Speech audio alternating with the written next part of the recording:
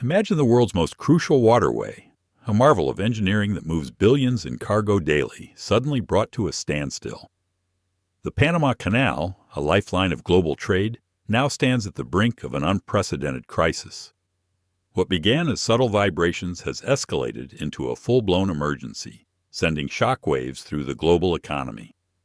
But beneath these troubled waters lies a discovery so extraordinary, it challenges everything we thought we knew about this engineering masterpiece. This isn't just another maritime story. It's a revelation that could change everything. Panama President José Raúl Mulino has accused the U.S. of spreading lies and falsehoods after the U.S. State Department claimed American government vessels were no longer required to pay a fee to transit through the Panama Canal. U.S. Secretary of State Marco Rubio has since rowed back on his department's claim, but called the fee for American vessels absurd due to a treaty binding the U.S. to protect the canal if it comes under attack. U.S. President Donald Trump has repeatedly voiced his desire to regain control of the waterway since taking office and has refused to rule out retaking it by force. He is due to speak with Mulino on Friday. The Panama Canal is a 51-mile, 82-kilometer passage that links the Atlantic and Pacific Oceans across the Central American country. All vessels are required to pay a fee, based on size and type, for crossing the waterway, but U.S. ships have priority of passage.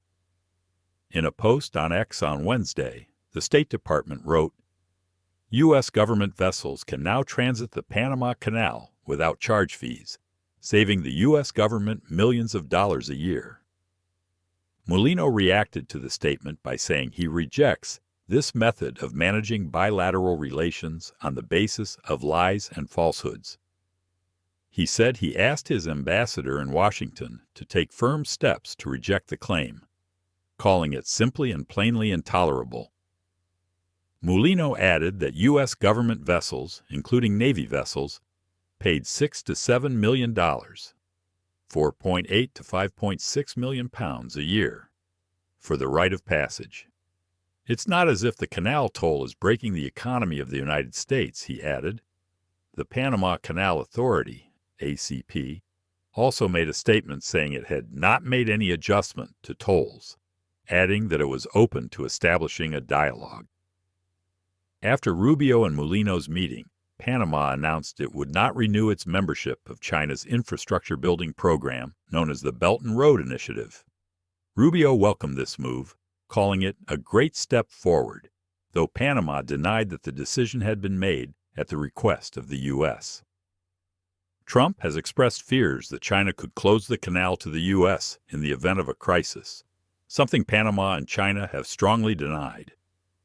On Wednesday, China's Foreign Affairs spokesman Lin Jian said its partnership with Panama was yielding fruitful results and urged the country to resist external interferences. Picture a typical morning at one of humanity's greatest engineering achievements. Massive vessels slice through pristine waters, carrying the lifeblood of global commerce. Now imagine that same morning transforming into something that would shake the foundations of international trade. What began as subtle disturbances in the Panama Canal's lock system soon unraveled into one of the most significant maritime crises of our time. Deep beneath the surface, something was stirring. The first warning signs manifested as unusual vibrations, subtle at first, easily dismissed as routine operational noise. Yet these vibrations held a secret, one that would soon command the attention of engineering experts worldwide. As the vibrations persisted, growing more pronounced, the Panama Canal Authority realized they were facing something unprecedented. Enter the underwater drones, cutting-edge technology deployed to peer into the murky depths. Their findings were alarming. Hairline fractures spreading through critical infrastructure sections, each one a potential harbinger of catastrophe. But these weren't ordinary structural weaknesses. They were symptoms of something far more ominous lurking beneath the waterway's surface. What makes this discovery particularly chilling is the canal's vital role in global commerce. Every day, Vessels carrying billions in cargo traverse these waters, their passage representing the intricate dance of international trade. When the first reports emerged of potential structural compromises, the ripple effects were immediate. Markets trembled, shipping companies held their breath, and governments worldwide snapped to attention. As engineering teams raced against time to understand the scope of the crisis, they were about to stumble upon something that would transform this engineering emergency into a mystery spanning centuries. The scale of what we're facing here extends far beyond routine maintenance concerns.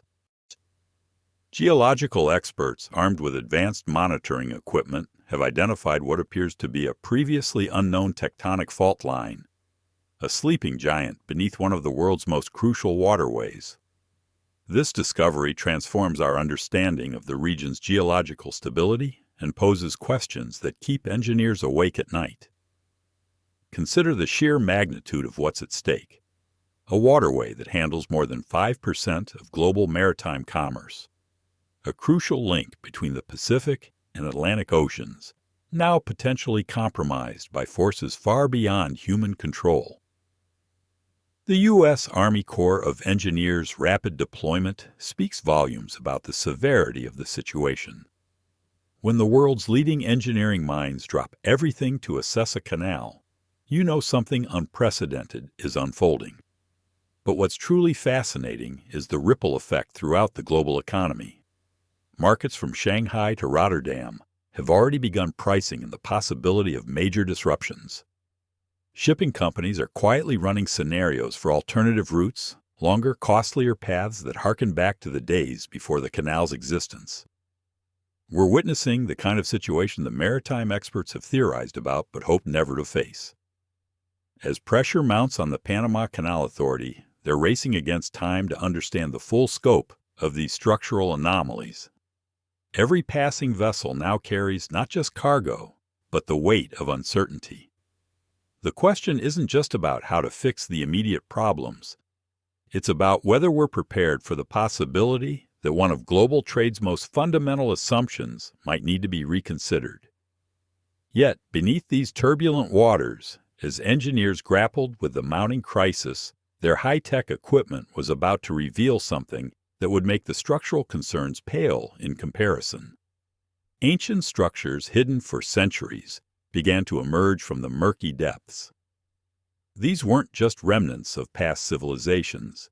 They were evidence of a sophisticated network of tunnels and chambers, suggesting that the canal's location had been chosen for reasons far beyond modern engineering. The discovery of these ancient structures has sent shockwaves through the archaeological community. Could it be that the Panama Canal sits atop a site of immense historical significance? And if so, what does this mean for the future of the waterway? As experts scramble to decipher the purpose of these ancient constructions, one thing is clear. The Panama Canal's story is far more complex than anyone ever imagined.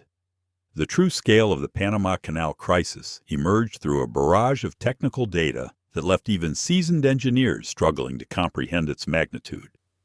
Advanced structural analysis revealed a network of stress patterns unlike anything documented in modern maritime engineering. The damage wasn't just surface level, it represented a complex matrix of interconnected weaknesses that threatened the very foundation of this crucial waterway.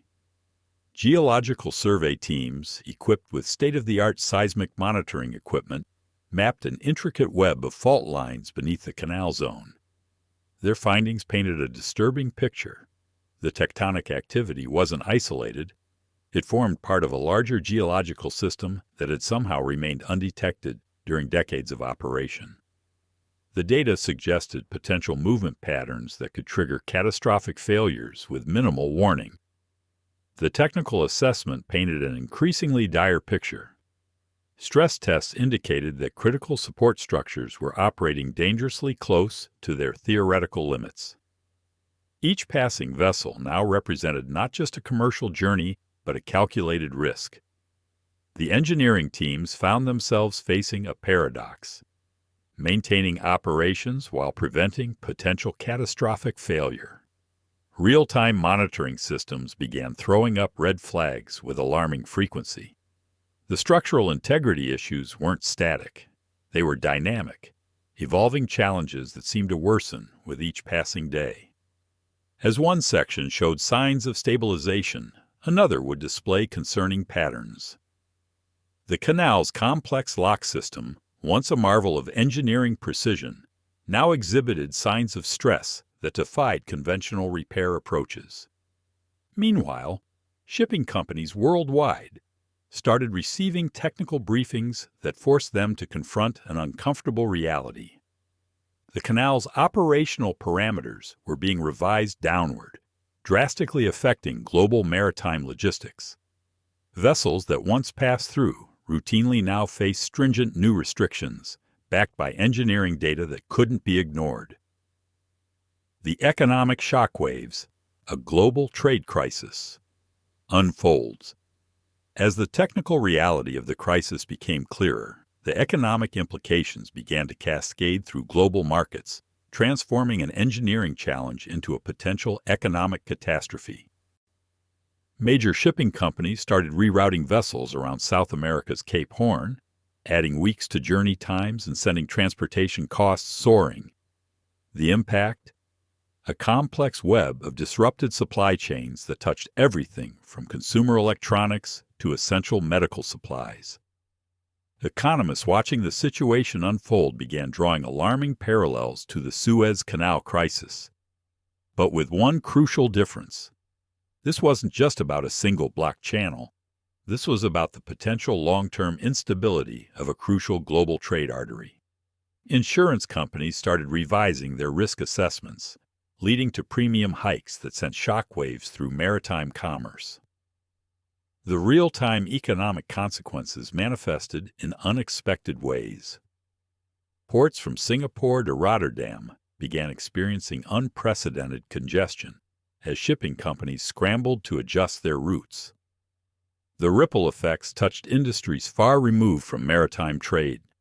Automotive plants facing part shortages, retail giants warning of inventory delays, and energy markets bracing for potential disruptions in fuel transportation. Global trade analysts started painting scenarios that grew progressively darker. The potential for sustained disruption at the Panama Canal threatened to reshape global trade patterns that had been established for over a century. Markets that had long taken the canal's reliability for granted now faced a stark new reality, one where this crucial shortcut might no longer be dependable. The geopolitical fallout, a new global power struggle. As the economic implications continued to unfold like dominoes across the global stage, a new challenge emerged. The race to prevent this engineering crisis from evolving into a full-blown geopolitical standoff. The Panama Canal has long been a strategic asset, and its potential closure has reignited debates about control and sovereignty. President Trump's recent comments about repurchasing the canal have added fuel to the fire.